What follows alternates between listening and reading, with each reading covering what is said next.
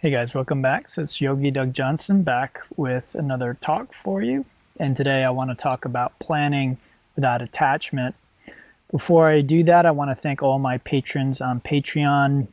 You can join my Patreon page for as little as $1, and I'm starting to post some exclusive content on there. So if you want to keep up to date with everything that I'm doing and all of my content, please check that out. And it's my Patreons that are patrons that really make these talks possible and allow me to share on YouTube and other social media. Otherwise, I would simply be too busy teaching yoga in person to have the extra time and energy to do this. So please thank them, and I want to thank them for this. Okay, so today's topic, planning without attachment. A lot of people, when they hear about the idea of living in the present moment awareness, the power of now, all of these sorts of ideas, they very often may have a question or may wonder about, okay, so is it wrong to plan? Is it wrong to plan for the future? Is it wrong to have some kind of expectation for the future? And the short answer is no, if you can do that without attachment. So planning isn't the problem, it's our attachments to our ideas about how things should or shouldn't proceed in the future. So if we can make plans and then not have a problem when those plans don't work out, then there's absolutely no problem whatsoever. However, if we make plans and our plans don't work out, and then if we are attached, we know we're attached because we'll get very upset. We'll get angry, we'll get frustrated, whatever else it might be. We'll have all kinds of emotional reactions to this. So this is really the key. It's not that enlightened people or awake people or people who live in the present, people who meditate, don't make plans. It's not really possible to live a life without making plans. Even if you get up from the table to, let's say, get some salt for your meal, that's a type of plan. You're getting up with the intention of something happening. So is there really a difference between that short-term plan, I'm going to get up with the intention of grabbing something to eat out of the fridge, versus in 5 years, I want to have built a business? Is there really a difference? Not really, just the time span is different. And just as we can get up from our seat, go to the fridge, open it, and find that someone else ate our snack that we wanted to eat and go into a fit of rage and get upset because our expectations weren't met. Likewise, we can get upset over a plan that we made over 5 years, and when that plan doesn't come to fruition, we get upset. The problem is not the plan. The problem is not the plan. The problem is the attachment to the plan.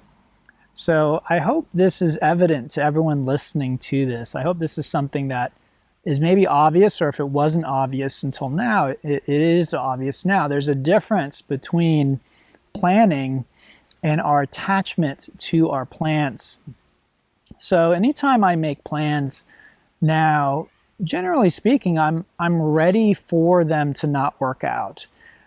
You might say even I expect them to not work out, and I'm pleasantly surprised when they do. And this is a great way to go through life. It might sound depressing or, like you're planning for failure, but that's not been my experience. It's wonderful when the universe aligns in a way that allows one of our plans to be executed. But this requires the whole universe to cooperate. Not to get too out there for you, but all of our plans as human beings, almost all of them, require that gravity continue. Is there any guarantee that gravity is going to continue on this planet? No. just because gravity has always been here in the past, there's no guarantee that it will be in the future. I know that lots of people who consider themselves scientific would like to think that that's an absurd statement, but it's actually not. The only reason that we expect gravity to continue is because we've observed it in the past.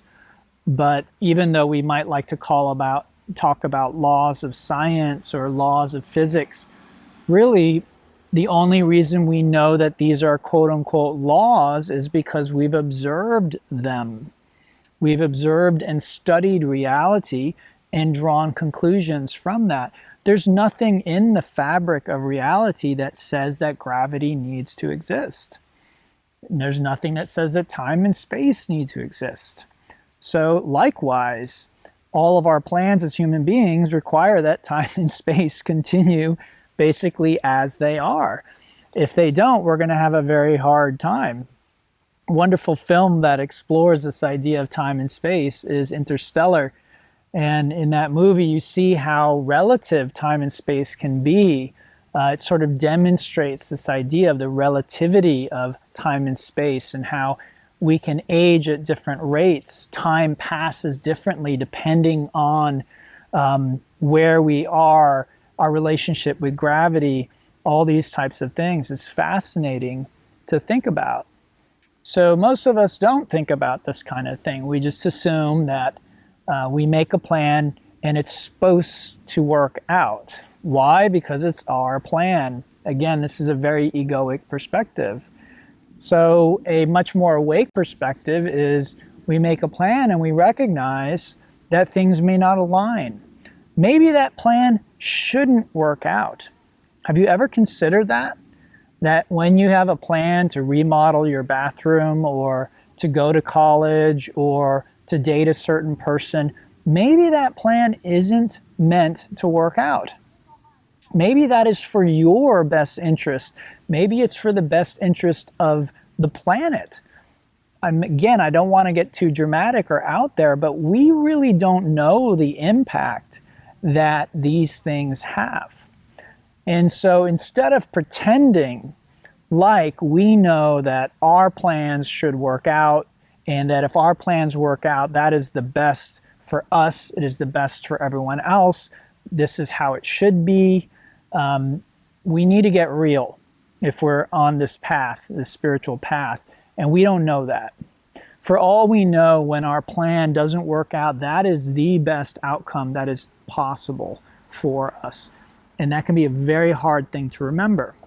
But like everything that I give to you guys, these are practices. So the next time that you're making plans, maybe you pause for a moment and you think about, okay, if this doesn't work out, how am I going to react? What is going to happen?